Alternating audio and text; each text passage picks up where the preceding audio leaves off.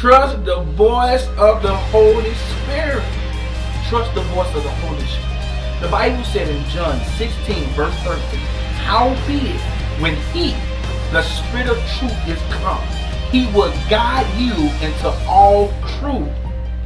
He shall not speak of himself, but whatsoever he shall hear, that shall he speak, and he will show you things to come. Woo, he's talking about the Holy Spirit. The Holy Spirit will show you things to come. He's the Spirit of truth. He's not going to speak of himself, but he's going to speak of what he hears from God.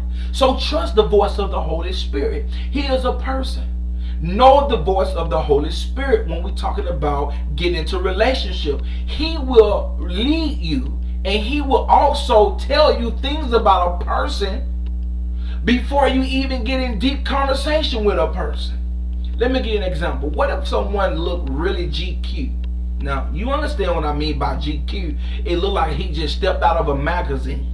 And he looked like a model. And he is a man of God. And he speaks in tongues. And he can preach. And you just get stirred. Oh, Sheila, I found my husband. I found him. I found him. But you don't know that this man is a serial killer. You don't know that this man have something on his background, that he has molested children. But those things, the Holy Spirit know it. He will reveal to you. This man look good on the outside. He's been speaking in tongues and he's shouting and he looked like everything that you want. But the Holy Spirit will say, and he'll put a check in your spirit and he'll be like, something about him not right. Be careful. Don't talk to him. And you'll feel in your spirit like something about this guy ain't right. Have you ever been somewhere and you've been at a church, or maybe you was at a party and this guy was talking to you after the party or after the church function, concert, wherever you may be, and he asked to take you home and you feel like, no, I'm not going to get in the car with you. You did a good thing. The Holy Spirit is protecting you. It's kind of like when you are young and you're walking around this corner and you feel like you shouldn't go around a corner, and you did anyway, and that big pit bull came out and attacked you. Follow the prompting of the voice of the Holy Spirit. He's going to lead you and reveal stuff to you that you don't even know. Be approachable. Be approachable. Conversation is a seed. A seed for what? Change, information, relationship, all of these things. God is not a man that he shall lie. Marriage is for you. Numbers 23:19. Your attitude will affect his perception of you. Keep your attitude upbeat and positive. There are some women that have been through a lot of pain, and I'm speaking to you. Your attitude is not up to par because of this pain. Let God heal you. Lift up your hand and say, God, heal me. Be honest with yourself.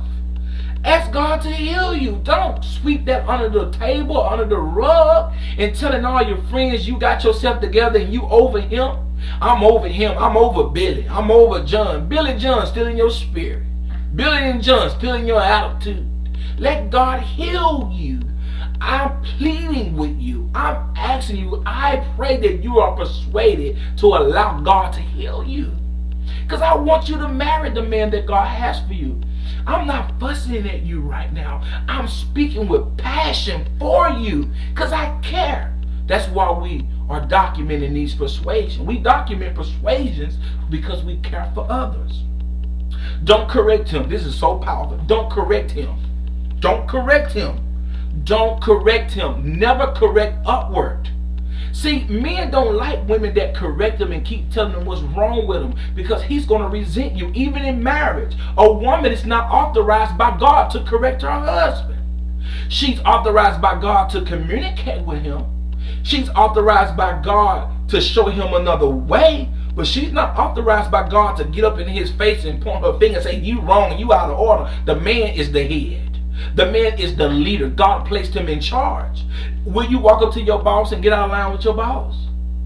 If you, I hear you. If you still doing that, women, if you still rolling your eyes at your boss and upset with authority and the police officer and all the people that's in authority over your life, if you still get out of line with them, chances are you're going to get out of line with your husband. You're not prepared for marriage.